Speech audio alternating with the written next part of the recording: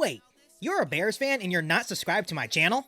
Before this video starts, make sure to 1. Hit the subscribe button below to catch all Bears content right here on this podcast. 2. Hit the bell notification because you, my friend, are a diehard Bears fan. And 3. Like this video and tell all the Bears fans you know about the channel. Alright, that's better. Now that you're actually subscribed to the channel, make sure to bear down and enjoy this video. Now this is a podcast all about Bears. You either cheering for this team or just pulling your hair. I like to take a minute, just sit right back and tell you how I became the #1 Bears fan. That boy is Benny Hunter. Cake on the mic, cake on the mic, cake on the mic, cake on the mic. People, this the intro. Sacramento, California, born and raised. And Antelope is where I spend most of my days. You talk bad about my team, you must be a clown. This is Keek on the mic, so you know you better bear down. Bear down. So as the season slowly starts to creep up on us, I had some thoughts over the last couple of days, and this video today got me super excited because I love talking about, obviously, the Chicago Bears. Love talking to you Bears fans, but I love talking about players that need to prove themselves in order to get to stay on the Chicago Bears for hopefully a long time. So on today's episode of Keek on the Mic, I'm going to go through the Bears players with the most to prove in the 2021 season. So, the first one on my list is quarterback Andy Dalton. Yes, I know. Andy Dalton is not the future in Chicago. We know this. We just drafted Justin Fields. Justin Fields is the future at quarterback, our future franchise guy. But that doesn't mean that Andy Dalton can't reinsert himself as a legitimate starter in the NFL. That means that's actually really good news for the Chicago Bears. Because if Andy Dalton's able to reestablish himself and get an NFL team, the Chicago Bears, back to the playoffs, that's going to be a really good situation for Chicago because that means Justin Fields can sit a whole NFL season and learn and just relax and learn the offense, learn how to be an NFL quarterback. And that's actually really good news for the Chicago Bears. And 2, we'll be back in the playoffs. I'm not saying we're Super Bowl contenders with Andy Dalton, but this is a guy that with the Cincinnati Bengals, he took the Bengals to the playoffs 5 times, and he hasn't been since 2015. So it's kind of like, okay, give Andy Dalton his shot to prove himself. And I think he does deserve that. He's a 3-time Pro Bowler, 33 years old. I still think Andy Dalton has a lot left in the tank. So this is going to be an interesting situation for the Chicago Bears, and it's going to be an interesting situation for us fans to watch. I know half of you guys want Justin Fields to play right away, and half of you guys want Justin Fields to sit for a little while.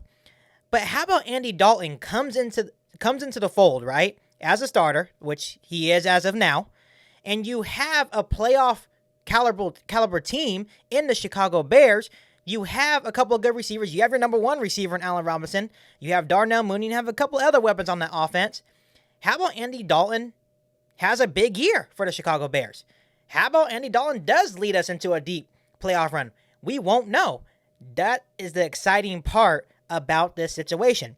Andy Dalton does have the capabilities to maybe lead the Chicago Bears team back to the playoffs. And like I said, I'm not sure if it's going to mean Super Bowl contenders, but at the same time, you never know. So I'm excited to see if what Andy Dalton actually can bring to the table for the Chicago Bears offense this upcoming season. No matter how I feel about if I want Justin Fields to start right away or if I want him to sit for a little while, I think it's important to see what Andy Dalton has in his arsenal as he tries to lead this Chicago Bears offense out of the slumps that they have been in for the last couple of seasons.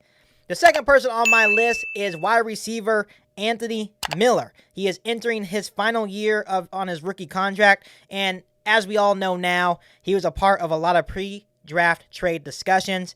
Obviously, that didn't work out.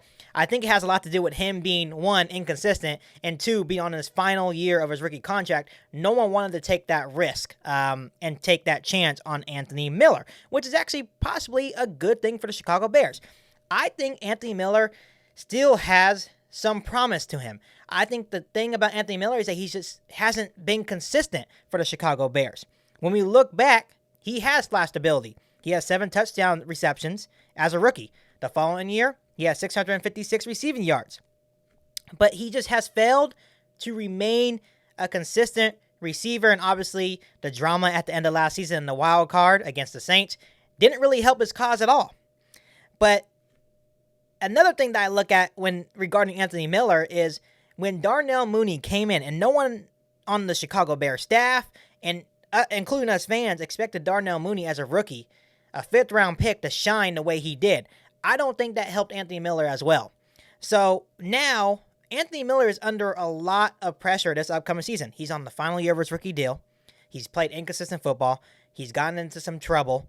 So Anthony Miller, it's all on you. I think Anthony Miller, if he comes in and proves himself, and I'm not saying go out there and outperform Darnell Mooney, you need to go out there and play your game, play consistent football, because if he works out, now, if you can sign A-Rob, you have Allen Robinson as number 1, either Darnell Mooney or Anthony Miller at number 2, and then vice versa. So it's a really good situation for the Chicago Bears, but we really need Anthony Miller to play consistent football for a whole season, because I think Anthony Miller has flashed ability to be a big-time playmaker for the Chicago Bears. So I'm excited to see what he brings to the table for the Chicago Bears offense in this upcoming season.